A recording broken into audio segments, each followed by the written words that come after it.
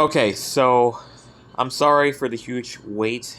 It's been like 2 or 3 months of the video that you all have been requesting. It's because a lot of stuff have been happening, and the area that I moved in is still a huge mess, and I have not gotten my studio equipment fully set up, so I'm gonna have to force myself somehow to capture it, even though it looks a huge mess. And I'm also out of town because I'm getting a mini surgery on taking out a wisdom tooth that's staying into my gum. So that will take place, like, I think 2 days from today. So this is just part one, where I show you guys the parameters of each of my signal chain through my phone, and part two will be the demonstration of how it all sounds. So bear with me on this. I'm sorry for the huge wait, but that is my motivation of why I have not proceeded and resumed that well. But oh well. So this is part one of my updated video requests that some of you have been requesting. I got a lot of questions about how's my level of each individual sounds have been equally set up. And so I'm going to show you guys, first of all, I'm going to show you each parameter, what I have, why, and for part two, it's going to be the demonstration of how it all sounds. So let me go into my tones. I'm going to put in my own preset. So this is my patch, my main patch. Also, just want to let you know as well that my patch is also uploaded on the FIREHAWK remote. So if some of you have not gotten the patch, you should. I have a video talking about the patch. It's in Spanish though, but I will put the link in the box so you can go and click it out. It's at the end of it, so just follow the steps and then you'll get the patch on your FIREHAWK. But basically the settings I have here on the patch is kind of complex. So this is what I have the noise gate on. I have the noise gate all the time.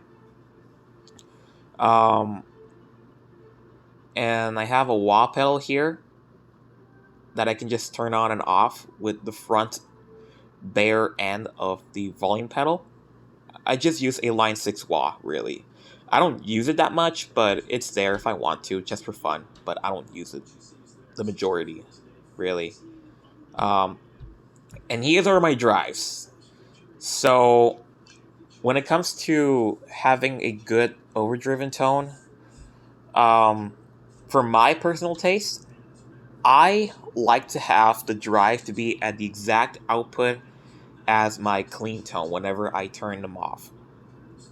The reason for this is because I play a lot of cleaner stuff, and if I want to dig in all of a sudden, I want to make sure the drive is not overly peaking or not too quiet the moment I turn them on.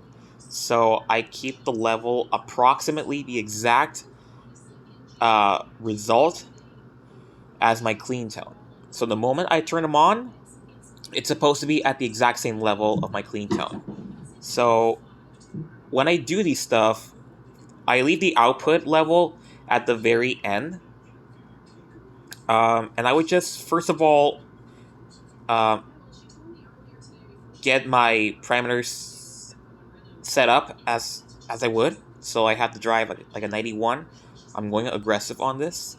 And I have the bass and mid and treble pretty much flat.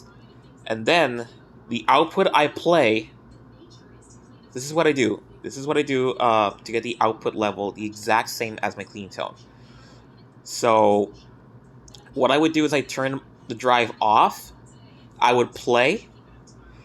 And I have to identify the highest level the moment I strum.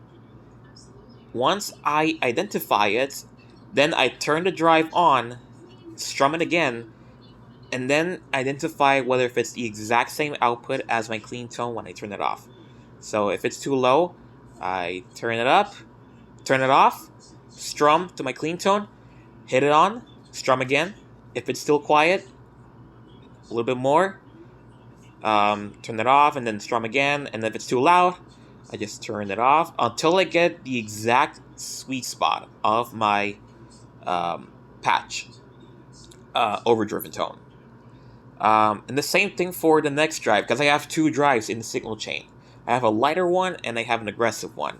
The Screamer HD is my lighter one, and the Tube Drive HD is my aggressive one. And the reason why I have that is because I can stack both for my lead tone. Because it has a very nice, distinctive, rich tone that I get. It's not too muddy. It's not too bright. Because this is the reason why I don't use distortion pedals. They're great, but it's just too muddy. So by stacking both drives gives me the exact lead tone that I'm looking for. And it really compensates well with every guitar I use. So no matter if it's like a Squier or if it's like an Epiphone or maybe a custom shop, really. If it's like a custom shop Relic Journeyman Telly or a Les Paul Custom or anything really, it will compensate really well on the tone. And this is what I have the EQ on the Screamer. So you can see I have a little bit more on the treble side, a little less on the bass side. And again, I do the same thing. I just turn the drive off and play with the output level until I get the exact same sweet spot. And then when I stack them both together, I can identify whether if it's the same volume or if it's out of whack. If it's at the same volume for both of them, then I'm good with my overdriven tones. And again, part 2, I will do the demonstration of how I play with it. And the amp as well. This is my EQ setting for the amp. So what I do with the amp is I go a little bit more specific than most guitar players do. Is that I, first of all, put the EQ flat at the very first step as soon as I chose the amp. And then I would play the drive. I would keep playing and then gaining up the drive signal until the amp starts to break up to the very exact point. Once I hear the amp is starting to break up, I then put it down just a hair to get a good sweet spot. And the reason why I do that is because I do a lot of technique. I do a lot of tapping, a lot of pinch harmonics, open harmonics really, hammer offs and pull offs. It really requires a lot of technique, like legato stuff. So that's why I had to drive at this very, very good sweet spot.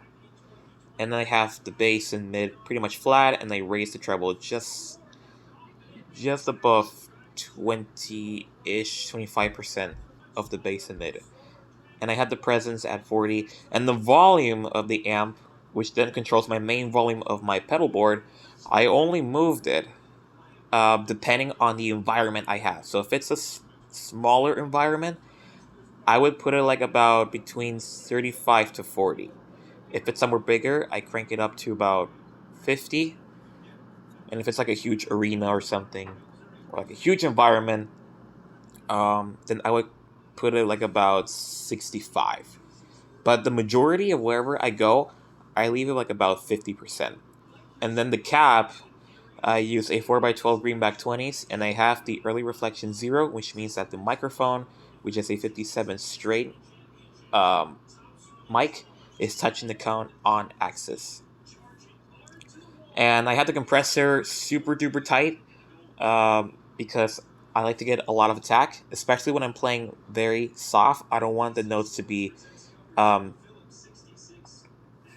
I can say like choked out, especially when I'm doing like very open chord voicing. So that's why I have the compressor like at that level. And also it did increase the volume a lot, so it also depends on the volume where you have to play around with the amp as well. I mean, it's trial and error really, but that's kind of the idea of my compressor. And then the EQ is there on my signal chain, but it is not initiated. I don't have it on the whole time. The reason for that is because I most rely on the EQ of my amp. I will only turn on the EQ in the signal chain if something goes wrong with my amp.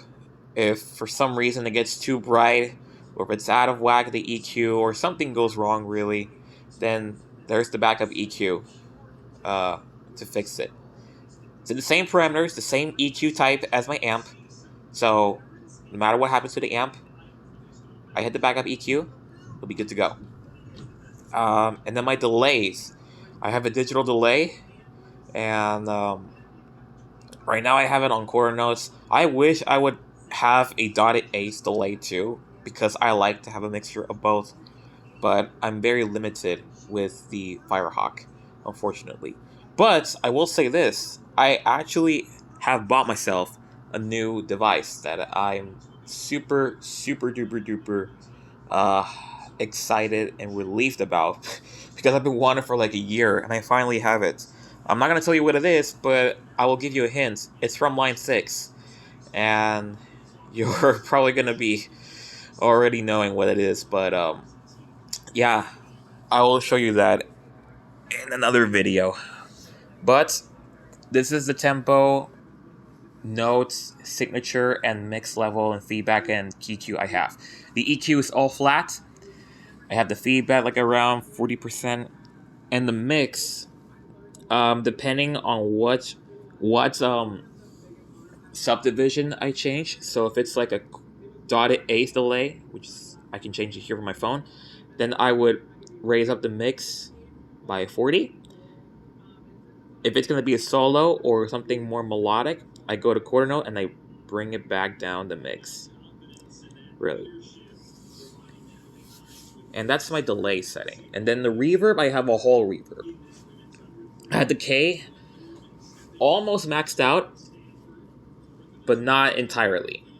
Because if I put the decay level all the way to 100, then really the trail of the reverb is gonna last forever, and it's gonna be too saturated whenever I'm forming very soft chords, because it won't cut out in time the moment I'm going to switch to a different chord or do a lead line.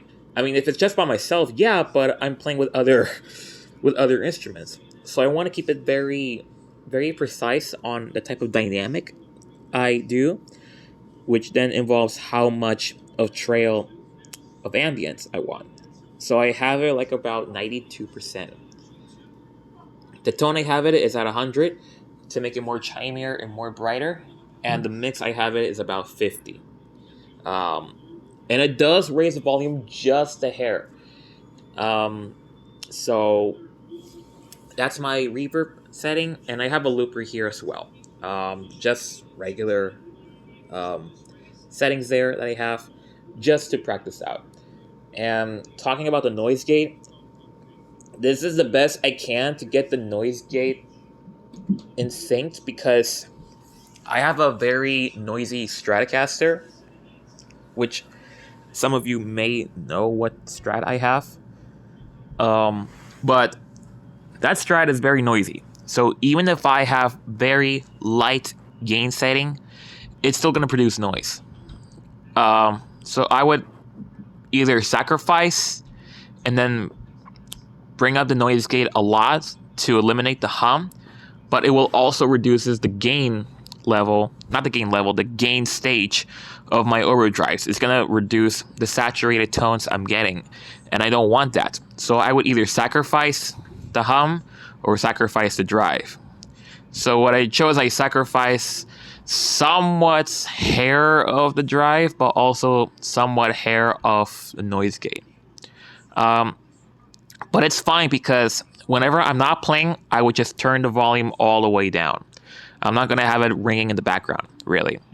So I just turn it off, the guitar, whenever I'm not playing. And then when I'm about to do a solo about to come into a bridge or something, I just turn it back on, really.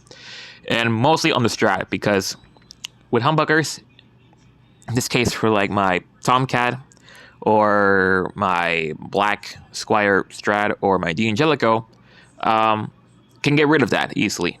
But this is only for Strat use purposes.